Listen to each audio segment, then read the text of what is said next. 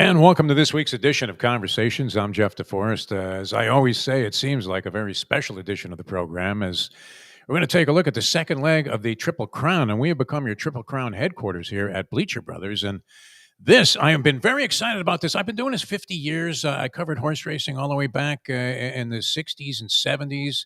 Was out at San Anito, and they had an incredible jockey colony that consisted of my all-time favorite, the Pirate Lafitte Pink Guy, who was always battling the shoe, Bill Shoemaker, and I had Chris McCarron and Sandy Hawley, Daryl McHarg, Eddie D out of Louisiana. The jockey colony went 10 deep of Hall of Fame jockeys. And I found myself thinking all this week as we scheduled this interview with the gentleman you're looking at right now. We welcome to the program Umberto Rispoli, who very fortunate to have a mutual friend and connection, part of that great triumvirate of Italian jockeys that are racing in America right now. The great Luca Panici set this up for us. And, of course, close friends with Umberto and Frankie Dettori, legendary jockey, who's finishing up a brilliant career here in the United States. Although, Umberto, first of all, welcome to the program. And I guess on that note, is Frankie ever going to retire? He's like George Foreman. I don't think he's ever going to get out of the game. How are you, my friend? Hi, Jeff. Thanks for having me. No, yeah, I mean, who knows? It's good to have him around. Always, it's always an addiction for us, for our colony. It's always good to ride with the top world-class riders. I think he helps you to improve yourself every day. A guy then is in the history for everything he ever done so far and what he's achieving right now. Of course, at some point, age is gonna claim you. You can't escape from that. But I can tell you, we are very excited to share the jocks room with him. Well, and he was influential, was he not? I mean, you began riding in Italy and been riding since 2005, and of course came to the States after a stint in Hong Kong, the Hong Kong Jockey Club, which is always comprised of very elite riders, and I guess it probably was worthwhile for your experience in riding in huge fields, because it seems like they have a field of 30, even in the claiming races there. But Frankie, was he not largely influential in you coming to the States? And of course, you ended up connecting with your agent, Ron Anderson, who was a legendary guy in the game. Tell us about how that came about and what was your motivation for coming here? Well, basically, I have spent more than full season in Hong Kong, and it's been a roller coaster. I was doing well. At some point, I hit the ground, broke my knee. Another time, I broke my collarbone. So every time you've trying to doing well, something was going to happen. And Hong Kong, except other places, it's a place when it's really tough and difficult, where there is no mercy. So as there is no agents over there, you are the agent of yourself. So you pick up the phone, you pick up your own rides, you handicap races. So you study, and you have to stall horses from other riders. So that's basically what the agent does all around the world. At some point in my last season I wasn't doing very well, and I had a phone call from a friend of mine, Marco Bozzi, which is a bloodstock agent. That night, and he asked me, and he says, what are you doing over there? He said, you're wasting your talent, you're wasting your time. I can't see you riding horses at 60, 80 to 1. You need to go somewhere else.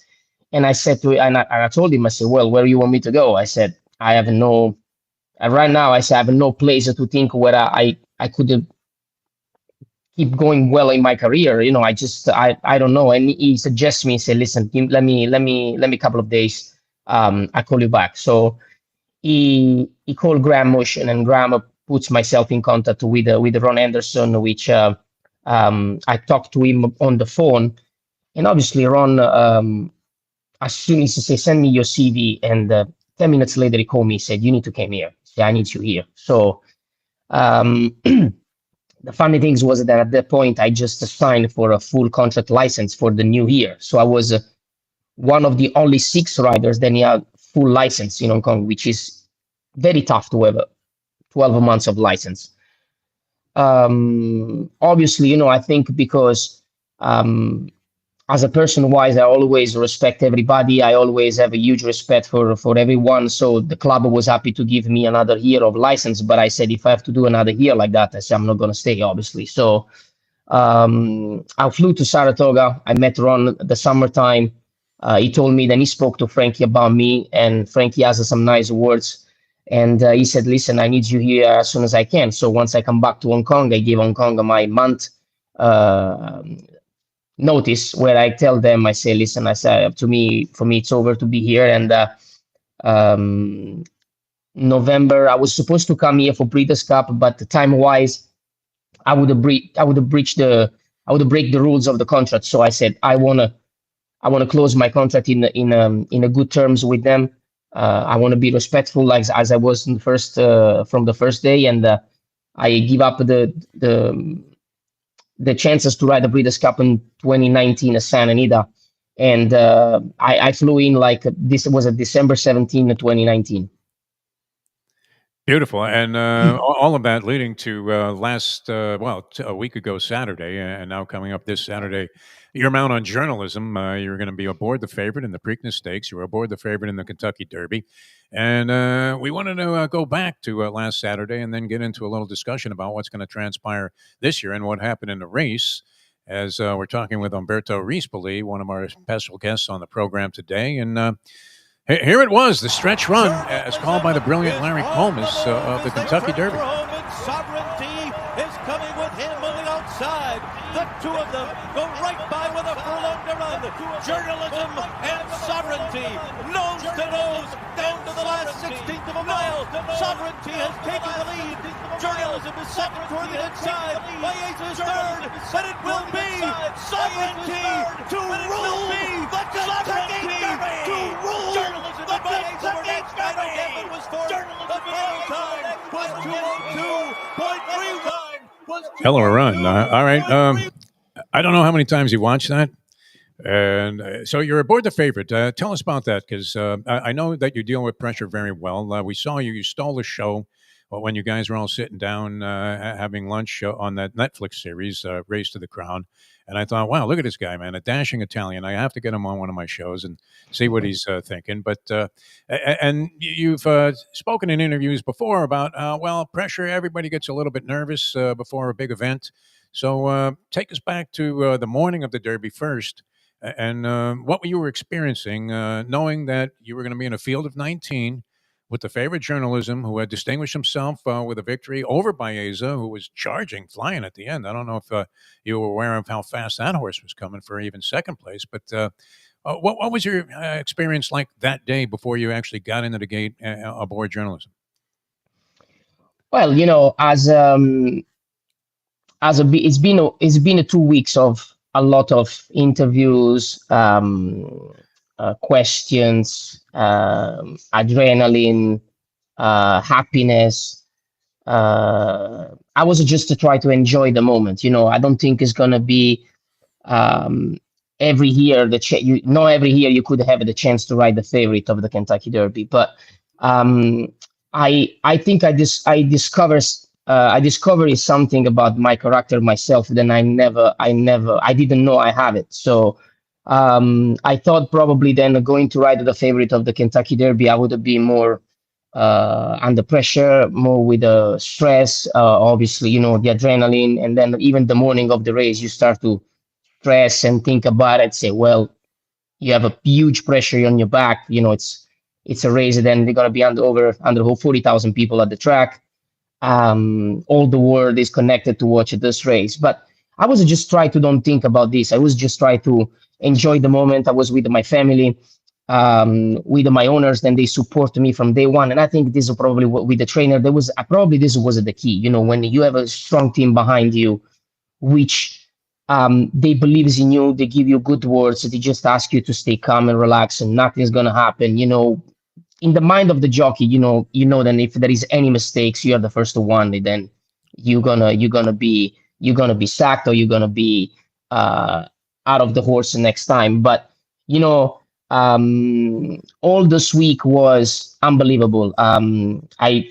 Most of the time I was in touch with Aaron Wellman. We spend most of the times together, and Aaron and I, we have the same the same perspective to watch races. And I think this is a help. This is a big help.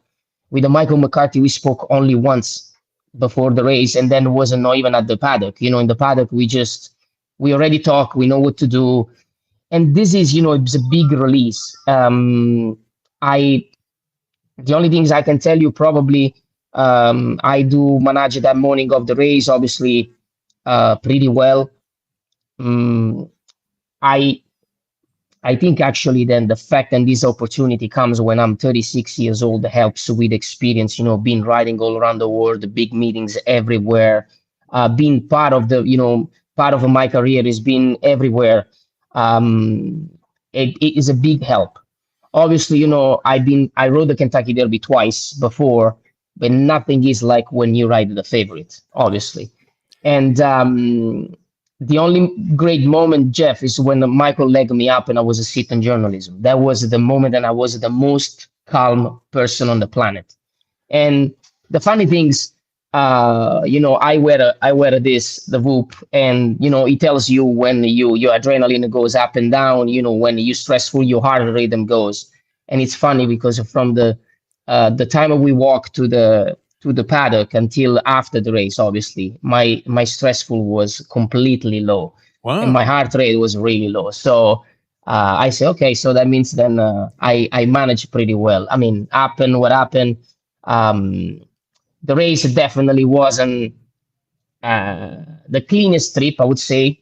After the start, Martin, and he comes out, and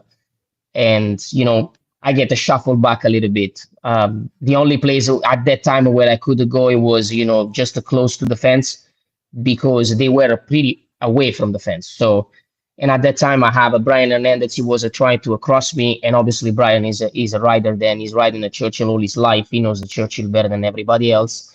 I decided to sit behind him, and I say, he's a horse, then he can take me at least at the half-mile pole. So I had some pressure from Flying Mohawk on the outside, and then the judgment was outside of him. So I had to use my horse a little bit to go into the first turn just to hold my spot on the fence. But out of that, once we crossed the wire, I hit the turn, I was in the perfect spot.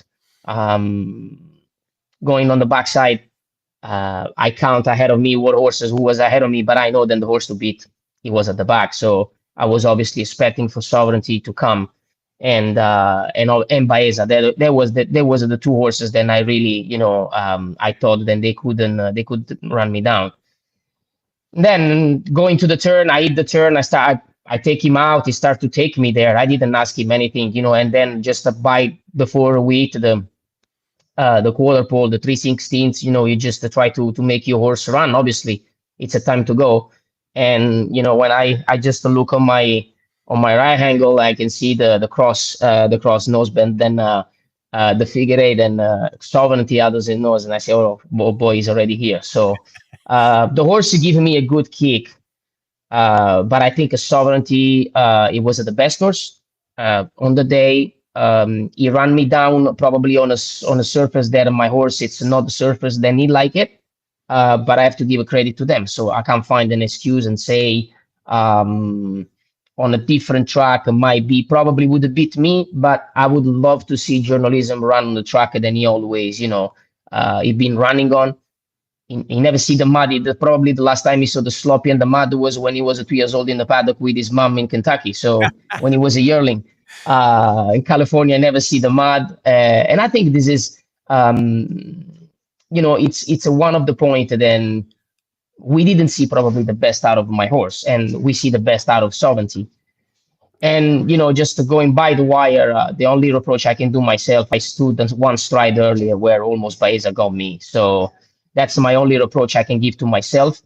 And as a professional, I have the obligation to ride until I go across the line. But at the same time, the frustration when at the 16 pole, you figure it out, then you're going to get beat in the Kentucky Derby. It's millions of emotion goes into your brain, but I supposed to be more focused, and definitely it's going to be a mistake that I'm going to do again. A lot of things come to mind during your description of the ride in a race. I mean, the 1.25 miles, the fastest 2 minutes in sports.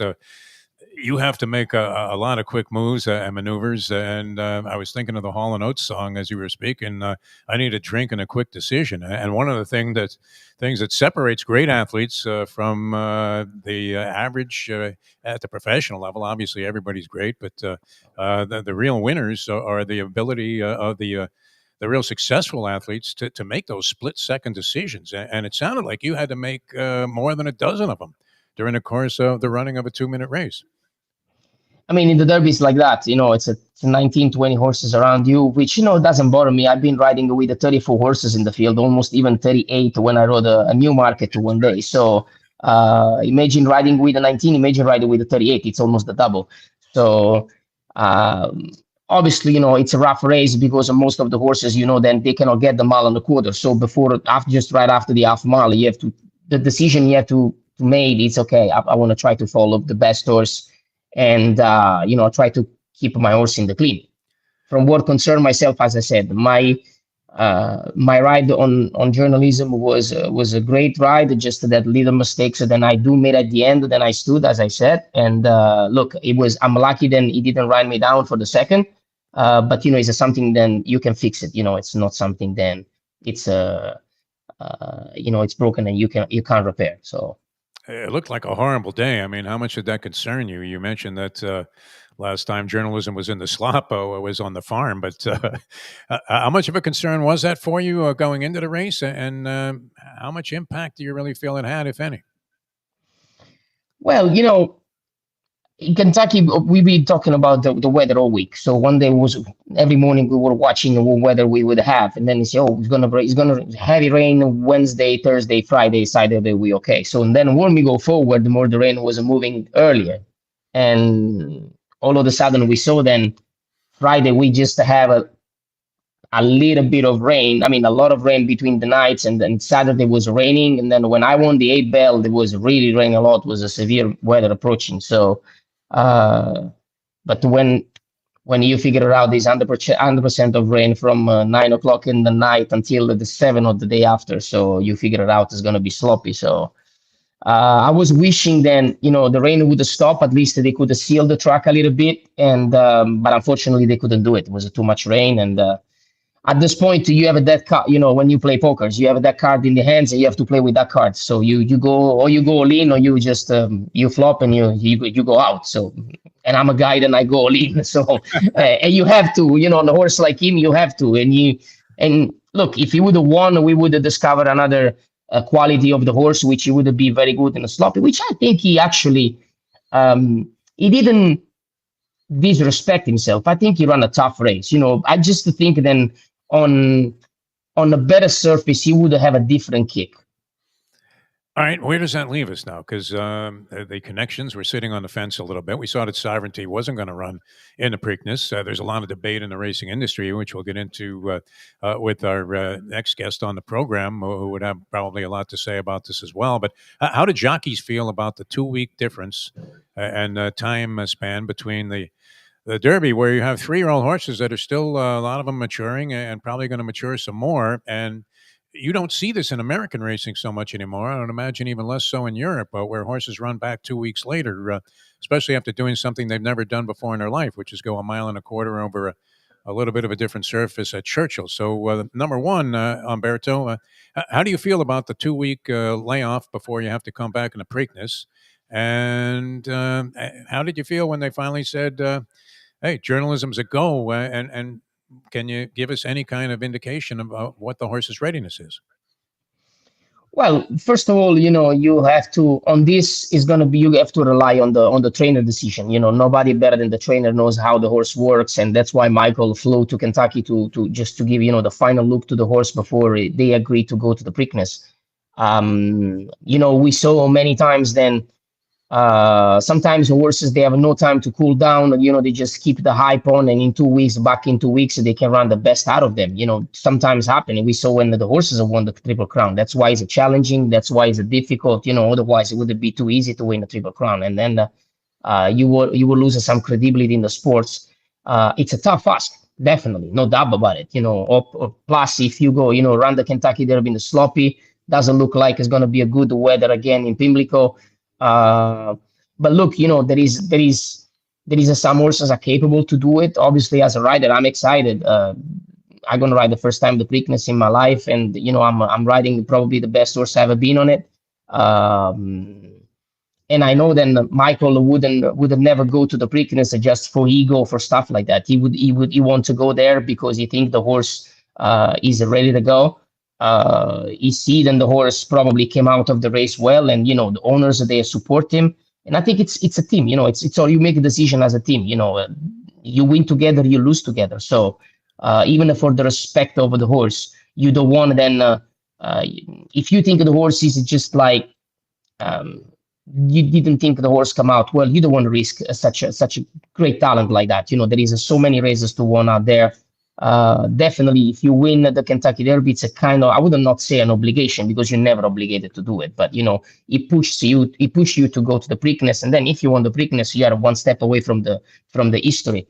But I think people have to respect as well the decision of Mr. Mott, because he's an Hall of Fame trainer. He's a great trainer. He trains so many great horses in his life. It's a gentleman of the sport. It's a rare to find a person like that in the sport. And when I read some stuff on the newspaper, social media, whatever about, and if he skips, he has his reason. So you have to respect that.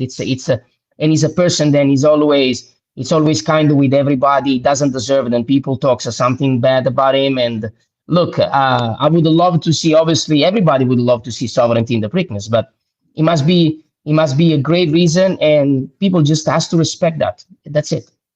All right, and you're too young to remember, and obviously I don't know if this was on Italian television when you were growing up, Umberto, but we like to have a little bit of a "This Is Your Life" theme to the program whenever we have a guest on of your stature, and so we want to bring in one of your good friends, and of course a guy who was also an instrumental part of the Derby festivities, and we welcome to the program the great, there he is, Larry Collmus.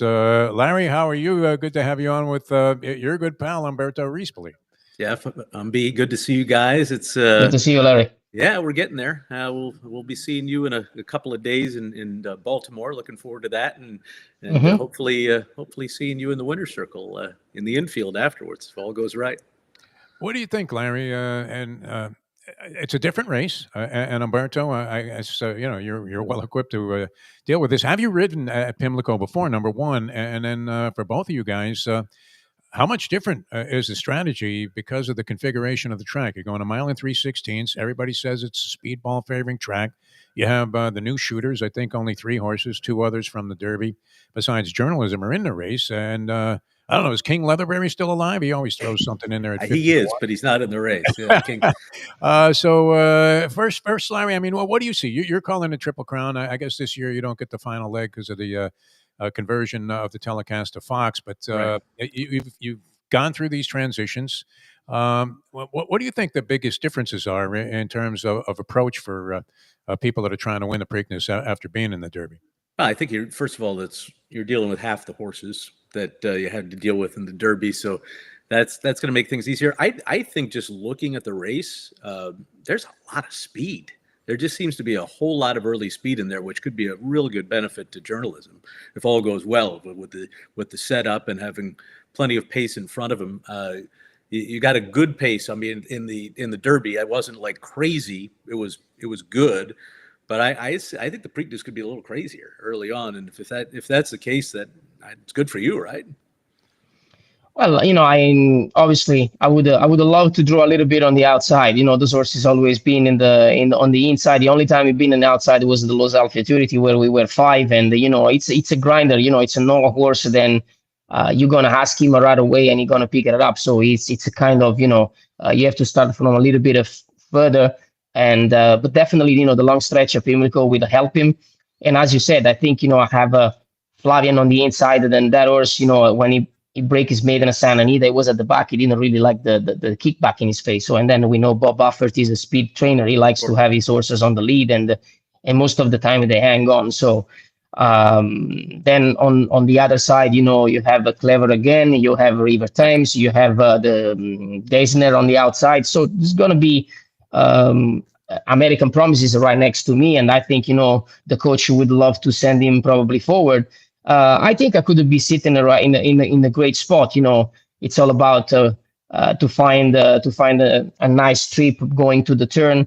It's true. I've been watching the Preakness in the last 4 or 5 days. I've been watching Preakness from the 80s until the 2024, and you can't really say it's a speed track. You can see so many horses come from off the pace. But as Larry said, I think it's all about how the first half mile is going to go. Yeah, the tighter turns is a myth. They're not any. You could lay Pimlico on top of Churchill Downs; they're basically the same. So I can't use that as an excuse when I'm tearing up. No, you can't. No, you can't. By the way, just before I forget, yeah, you mentioned King Leatherberry, who's obviously a legendary trainer in Maryland. He's been around for forever and ever. King Leatherberry won the first race I ever called as an announcer back in 1985 at Bowie. He won with a horse named Tiara's Flame. I remember that. And when I got the job at NYRA originally to call all the New York tracks, he won the first race at NYRA, and he never runs there. I was like, King Leatherberry's going to win the first race I called NYRA. How perfect is that for a Maryland kid growing up? What will you be doing, Umberto? And you've been very generous with your time, and I wanted to have a little crossover here with Larry Collmus before we pick Larry's brain about what's going to happen in the race. But how are you approaching this week? Because I was a little surprised once I heard that journalism was going to be in the race that you were still in California. So what's the process, and will you be able to get those levels down the heart rate? I mean, my heart would be beating like a bass drum, like I was Ginger Baker up on the stands. But and I know Larry gets excited before he does the call. So I don't know how you could sit there as the epitome of calm like that. But give us a little indication about what your setup is for the week, and what we might expect from journalism in the Preakness. Look, as I think when you pass that gap, then you are the favorite of the Kentucky Derby. I think after everything, it's easy. Honestly, of course, you have to respect the Preakness and the Belmont. Absolutely, it's that's the other two races of the Triple Crown. But look, I was in the Jockey room when Aaron Wellman texted me and he said, please pick up the Bridlewood Farms colors. And then when he texted me that, I said, okay, that means then we go. I was happy. I was excited. I mean, I was riding a Santa Anita when I do receive the news. Look, I didn't hide you. Then after the Derby, I probably supposed to take a plane to go next to some beach in a Caribbean place and just lay down for 2 days and just to cool down, all the stress and the tension. Then I got it, because when you realize the day after, that's a really, it's a tough pill to swallow, But in the meantime, when you can't reproach nothing to yourself, you just have to move on. You can't cry on your shoulder and say, oh, this has happened. It's okay. It's already behind. We need to look forward. So, and I'm living this moment, as I said, with the joy, with the full of adrenaline. I'm calm, I'm relaxed. I enjoy the moment with my family, my kids. They can't wait to get to Pimlico. They already excited, and the horse is going to run again. Both of them. Have you ridden at Pimlico at all? Have you been there? No, it's going to be my first time. It's going to be my first time. So here's the thing. So the Derby, I think I heard somebody refer to it as a tension convention, right? Because there's just so much going on. The Preakness is fun, right? It's like a nice breath of fresh air, and you get to experience downtown Baltimore, some great restaurants down there. You're going to love it. You're going to love it, and hopefully, look, I will be winning it. Yeah, for sure. That the key is that one. I'm gonna be there a couple of days or a day before, because I'm nominated on a couple of horses here at Santa Anita on Friday. But I'm looking to get there probably early. And as I said, when they ask me, they say, do you ever read in a Pimlico? No, but I say I have the PlayStation and Nintendo Switch. I play the Preakness on the PlayStation, so I know how's the track. No, that's what happened when I went to Lone Star. I swear, I never rode in Lone Star, and that's how I figured it out to Lone Star. I went there on my first ride and I won it. So PlayStation. distance. I mean, the track, Japanese are so good on this. They make the track exactly. The surface, you don't feel it, but the track is exactly the same as is in a real life. So, no, but jokes apart, I'm going to have a few rides before. So, fortunately, I've been all around the world and I never had a problem. I always walk the track. I like to go walk the track and see the track. So, I don't think it's going to be a problem. Forget the Panamanian Jockey School and Chris McCarron. Just get a PlayStation outfit, and you can maybe be among the top riders. Well, we want to wish you all the luck in the world. I'm always hoping, and I'm sure Larry subscribes to the same theory, that journalism is not dead, and that we can finally triumph and be on top again. So, and we're going to be rooting for you very hard, even if the odds are prohibitive. So. It was a delight having you on the show. I did want to ask, was Frankie really drinking all that wine on the Netflix thing? And I know as you guys are eating a salad, this guy's having like a pork chop. I mean, to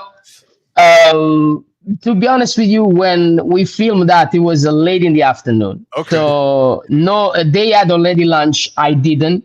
So that's why I ordered a salad. I say, guys, I need to eat a salad at least. So I need to do that. I know then he likes to have a glass of champagne. So that's why when he first came, when he arrived late, obviously, because him and Antonio, they're always late. You can be sure on that. They're never on time. More Antonio than Frankie.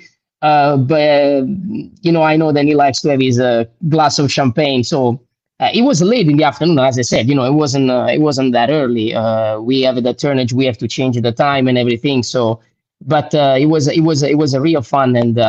Definitely, he's a wine lover, of course. But I think most of the Italian they are. I'm personally not a drinker, so I only drink water, and I like to have one beer just a Sunday after the races. That's it. That's the only. That's my only alcohol. He doesn't need to drink to have fun. He puts on a good show at the restaurants without drinking. Trust me. You're right. You know that, Larry. We have some fun, and we're gonna have some other fun this summer at Del Mar. I can't wait for it. So I can't wait. Of course. So. It was great.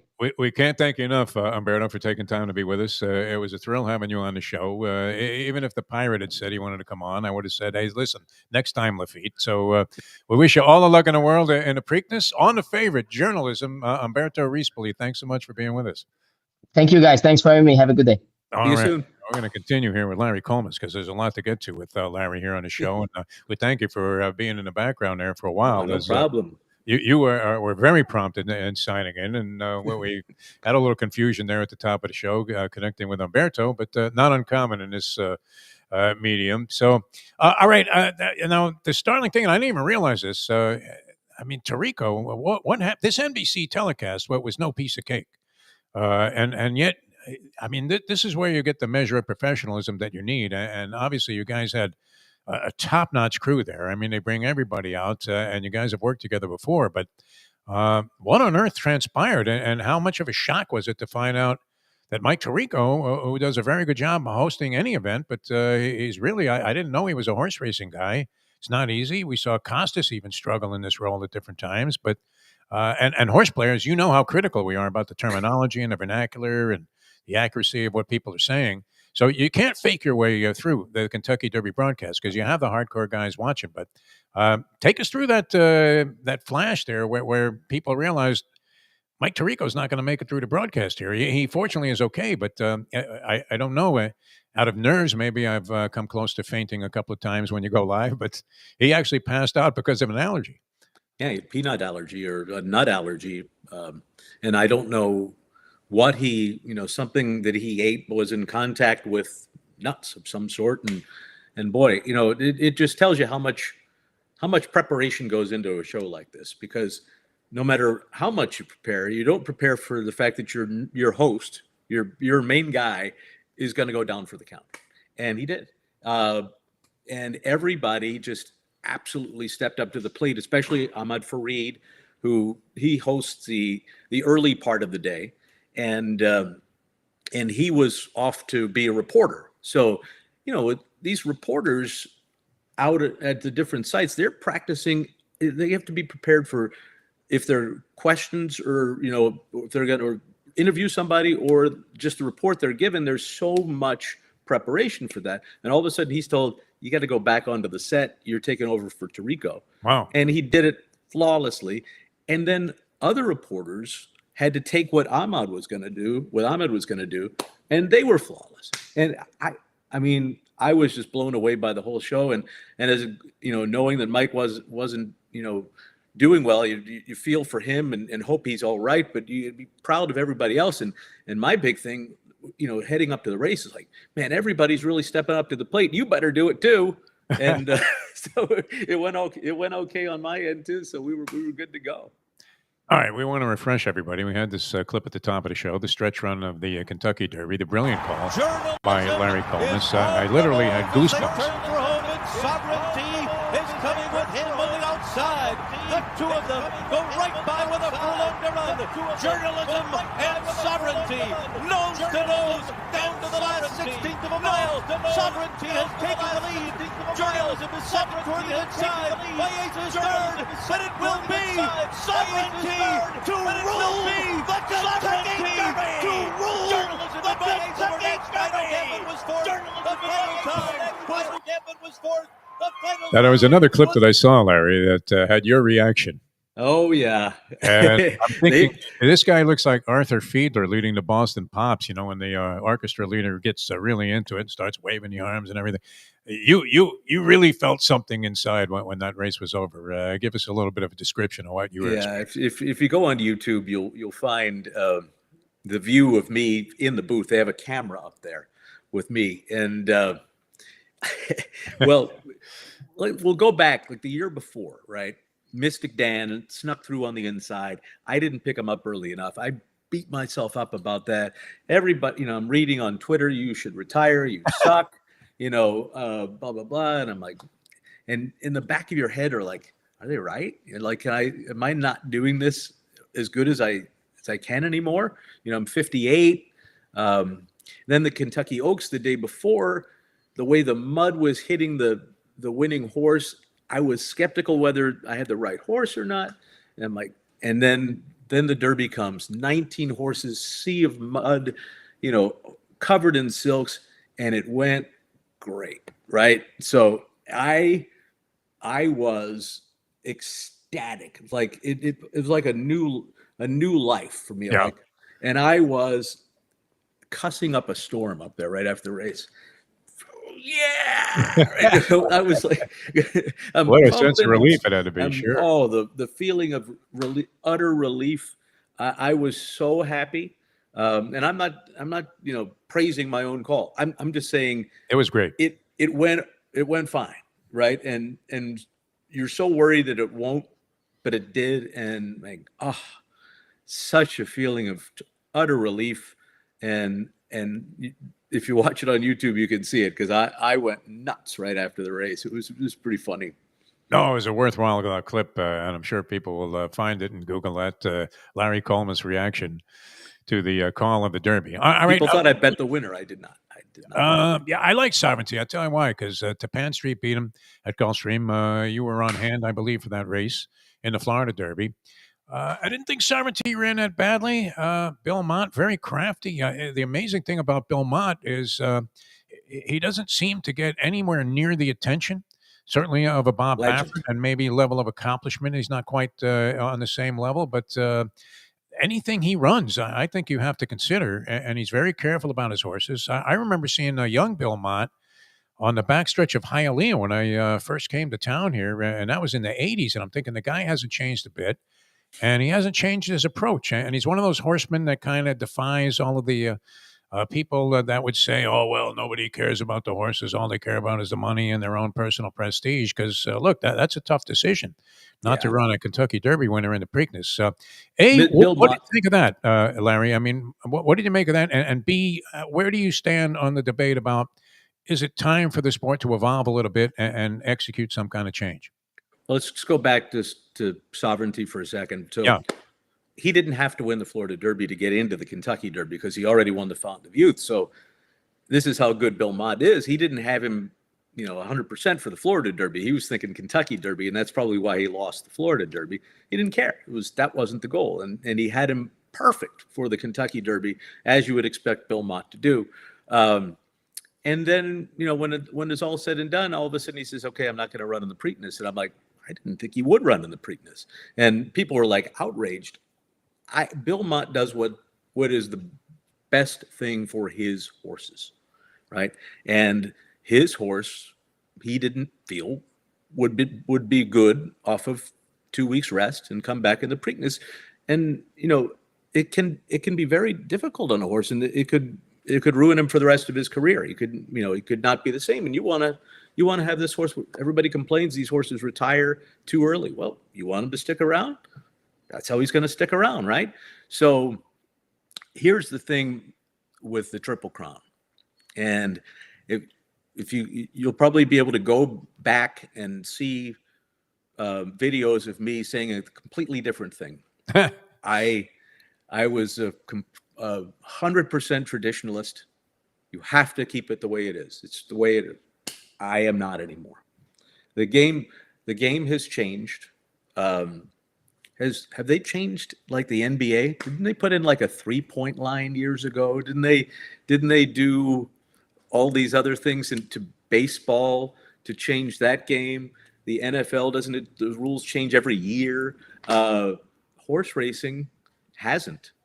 We haven't made the change that we need to make, and that's to change the Triple Crown. And the Kentucky Derby will always be the first Saturday in May, but it just would be so beneficial, I think, to the sport to then have maybe 4 weeks until the Preakness and 4 weeks until the Belmont, because that's how horses are trained these days. That's what they're used to. And why make them do something that they've never done before and will never have to do again? Just change with the times. I've gone the other way for years, and now I'm a converter. I'm converted to change the Triple Crown, and that's how I feel. My thoughts are synonymous, on the same parallel as yours. I was a hardcore traditionalist. Yeah, that's what makes it tough. And then I started thinking exactly along those lines. Other sports have evolved. Yeah. And I can still hear, being a huge fan of race callers, as you might imagine, I can still hear the Flamingo Stakes in my head. It's called by the great Tom Durkin at Hialeah Park many years ago. And the horse by that very name, it's time for a change in Dr. Carter, and Devil's Bag is defeated today, which Devil's Bag was the big horse there. I remember that, yeah. Was looking for it, and I'll never forget, because I was working with the disc jockey, and she was about to evolve and become the person on the shift right after Howard Stern on K-Rock.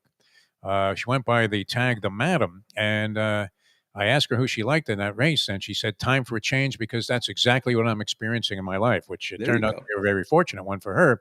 But yeah, I'm in full agreement. It's time for a change. The people that are resistant and reluctant to do that obviously are not thinking about how the game has evolved, and the fact that you don't have horses doing these kind of arduous schedules and competing on that level anymore, and you want to see them come back at 4. And look, I get, the one track that probably doesn't want to do it would be, Naira, the Belmont, because they like where they are on the calendar. The Pimlico is really in a tough spot. They're put into a position where it's just much easier just to go Derby Belmont and skip the Preakness. But I would love to see, the New York tracks work with Pimlico, with Maryland people, and find a way, and change it. That'd be great. But it's not going to be easy. I realize that and I get it for New York. It's not an easy decision for them either. But anyway, let's hope that one day it'll happen. And if it doesn't. We'll just keep doing what we're doing, and hopefully there'll be those horses like American Pharoah and Justify that come along and say, hey, I got this. Yeah, every 37 years or so, although we did see a couple of them sort of in back-to-back fashion by the standards that we're accustomed to. All right, let's make some money for the people out there, and that's what we're all about here at Bleacher Brothers. So how do you see it? Journalism, I don't know that it'd be a prohibitive favorite. I saw 8-5 morning line. I saw lower odds posted before they actually had the draw. How do you feel? Umberto seems to feel like he'll be able to handle the inside post. It's only a field of 9. As you're looking at your racing form in your head right now, what are you seeing transpiring in this race? Well, I don't think the post will play any kind of role. I mean, I think 2 is fine for journalism. As I was saying earlier, I mean, to me, and Umberto mentioned the same thing, there's plenty of speed. Baffert's horse on the rail. Clever again, Asmussen's horse way on the outside. I got to look a little bit. I think there was like one or two. Well, even River Thames has a release speed for Todd Pletcher. There's a good amount of speed that'll set up for journalism, and just I think if journalism is journalism, if he runs like he's run in the past, he's going to be very hard to beat. He's just better than they are. Sovereignty was better than him in Kentucky. They flat out beat him on the square. No excuse for either. But I think that, we saw the gap back after Baeza, who's not in the Preakness either. I just think journalism's just a better horse than everybody else. And I wouldn't be shocked if he won for fun. If there was a rematch taking place, and this is obviously pure speculation because we'll never know, but and Sovereignty was in the field, and I gave you $2,000, 2 dimes to bet on either horse. Which one would you have gone with? After seeing the Derby? Yeah. Sovereignty. I mean, why not? Right? So he beat him fair and square, and I think he's a very special horse. I think they're both very special horses, to be honest with you. But I don't think that journalism is at his best is necessarily better than Sovereignty. Speed figures might tell you otherwise. His races out in California were still a little bit quicker than we saw in the Kentucky Derby, and again, the distance plays a role. I think we're talking 1.25 miles. I would probably say Sovereignty again. All right, and it's what, 1 mile and 3/16 this one for the Preakness. Yeah. Yeah. How much of a differential do you see that making, if any? Is it a factor in your handicapping strategies? No, I don't think so. Not because the way the race sets up, it should be fine. I mean, I don't think that 16th of a mile will be. I mean, at the 16th pole in the Derby, journalism was head and head for the lead, so he should be pretty much fine at 1 mile and 3/16. I don't think that'll be a problem at all for him. Betting strategies. What are you looking at, Larry Collmus? I mean, only 9. Journalism figures to be certainly less than 2-1 in this race. I'm imagining probably goes off 8-5 or 7-5. Maybe even lower. Best horse in the field, at least as far as you've seen. The speed figures would justify that. I couldn't leave him out, even though, and I thought maybe there was, and I don't know if if you can not share this with our good friend Todd Schrupp of FanDuel TV, but we did think that he put the anchor on journalism when he picked him definitively as a single in the Kentucky Derby in his equations there, his horizontal equations. Yeah, we thought that was the way to the grandstand, but a great guy. No, I've known Todd since. We always call him Shruppy the puppy because I knew him when he was a puppy over there at Calder Racecourse doing the in-house handicapping, and that predates, if you can imagine, even TVG and FanDuel TV. So what are you going to do? I mean, are you going to use journalism on top and then try to catch lightning in a bottle with some bombs? Or are there even going to be huge long shots in this field? What are you looking at with the rest of the field? I would. I mean, and I haven't really delved into it yet, to be honest with you. But I think if you're going to give the race to journalism, if you think for sure he's going to win, maybe doubles, pick 3s. Try to use the other races and include, single him with some bombs in some of the other races, and maybe that's the way to go. As far as, because to be honest with you, I haven't really tried to pick an exacta or anything yet for the Preakness. Just I think that I would look at some closers for maybe the third horse in a try. If there's a couple, maybe the local Maryland horse, Pay Billy, could be interesting for to try to make some money with tries. But I think maybe multi-race wagers could be the way to go. How much focus and or validation do you put into horse body language? You see him come out on the track. You see him in the paddock. See, I'm not good at it. Yeah. Caton's a horse whisperer, so she talks to the horses. Yeah. Caton Bradhart. We have Caton, Andy B. and Cone on FanDuel TV. Andy's great, by the way. Wow, what an evolution she made. They know what they're looking at. So what I do is I ask them. That's the best. But you could see when the horse is prancing, and it looks like they own the place. But they see more than I can see, and so I listen to what they have to say, and yes, it makes a big difference if the horse, the horses can be the best on paper, but if he ain't there that day, they're living, breathing creatures. They're not machines. If they're not there that day, they're not there that day. usually an outstanding supporting card Yep. on these kind of stakes days, especially Triple Crown races. And now you'll be involved calling the previous stakes races on USA. Is that correct? Yeah, we have shows on Friday and Saturday. Okay. And I believe I don't know if it's USA or CNBC, so check your listings. Okay. But I know CNBC is involved as well with the broadcast of Black Eyed Susan Day on Friday and Preakness Day, and then the main Preakness show will be on NBC.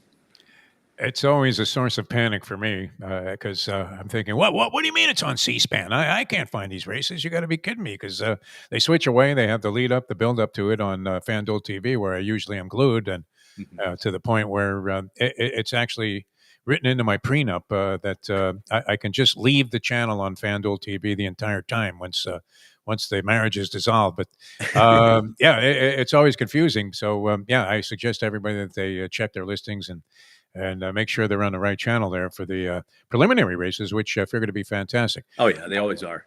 All right, enjoy today, Larry. I mean, always a pleasure. I mean, it's so great having you on the show. And when you mentioned that you were friends with Umberto Rispoli, delightful guy. Huh? I mean, really a terrific character. And the fun story, just before I leave you.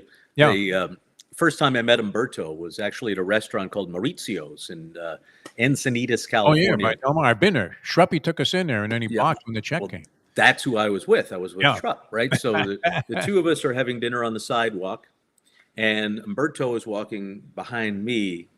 I'd never met him before. And so he said, "Oh, Todd, good to see you, blah, blah, blah." And then he turns and he sees me and he goes, "Oh, my God." And I'm like, what?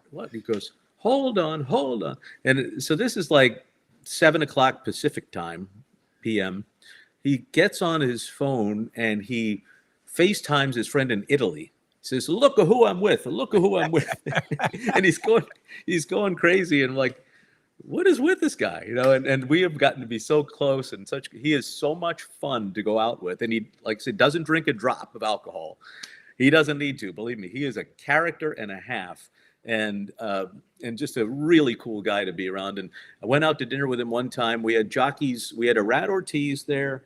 We had Antonio Fresu, and we had one other jockey, and I forget. Oh, it was I think it was Flavian Pratt, right? So he, in this dinner, spoke English, French, Italian, and Spanish fluently, and we just go back and forth. He's going back and forth. And I'm like, what the heck is going on with this guy? He speaks 4 languages like it's nothing. But he's certainly something, and I'd love to see him win the Preakness.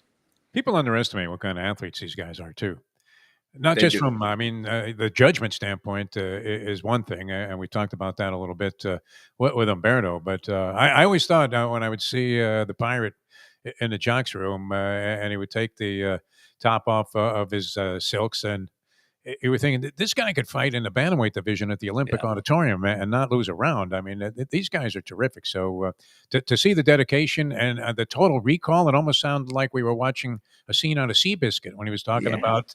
And he's talking like render judgment as 2 horses outside of me and flying mohawks next to me. Most jockeys don't talk like that. But he knew exactly their names, and it's just a testament to how much he pays attention, and I'd love to have him on my horses. That's for sure. All right, let's hope Tarico is okay. Doesn't need a standing 8 count on this one. Larry, dynamite job. I don't know that anybody could ever be critical again after that. And I still literally, I almost want AJ to pop this thing in again, because I still have a spine-tingling feeling when you were describing that stretch run. You picked up journalism as he was making his move, talked about how Rispoli stepped on a pedal there. And the nose-to-nose was a great reference in mid-stretch. It was absolutely fantastic. So thank you so much for honoring us by being on the show again as a repeat performer here on Conversations. And hopefully we'll get a chance to talk to you before the Belmont. And good luck on all your plays. All right. Thank you very much. And we'll see you around. All right. Sounds good. Larry Collmus, ladies and gentlemen. Here we go. One more time. One more time. I don't know. It might be better than 6. How the hell do you do it? Down to the last 16th of a mile. Sovereignty has taken the lead. second toward the inside. Baez is third, but it will be sovereignty to rule the Kentucky Derby. To rule the Kentucky Derby. Journalism advice. And then the whole Joe Pesci thing unfolded. So that was great. Larry, thanks so much for being with us. It's always a pleasure. We'll see you around. Ladies and gentlemen, Larry Collmus with us here on Conversations. All right, that was a lot of fun. I really enjoyed Umberto Rispoli. Total recall. I mean, you get this sometimes with basketball coaches where you ask them about a game and they say, well, you know what, that reminds me of one. And they go back 30 years and remember every detail of the last 30 seconds. I guess we see Sean McVay remembers every play that he called. But the total recall of every circumstance that happens in a variety of races by some of these riders, you can see that their intense concentration and ability to make adjustments so critical. While especially they're engaged with, in the case of the Derby, 18 other horses, as Umberto was. So I want to thank Umberto Rispoli for being with us. That was great. I thank my friend Luca Panici for making the connection. Turned out to be great. Hopefully we had a guy that we all become friends with on that one. And Larry Collmus as well.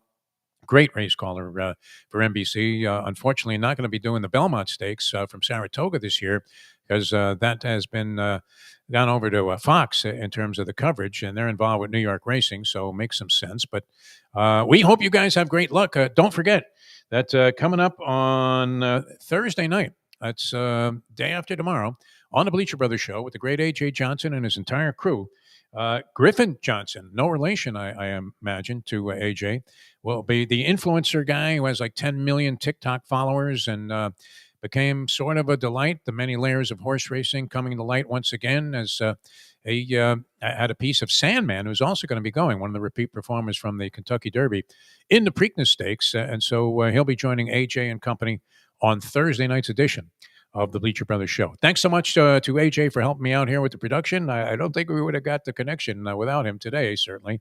And to Umberto Rispoli and Larry Collmus, all the best. Thanks for being with us.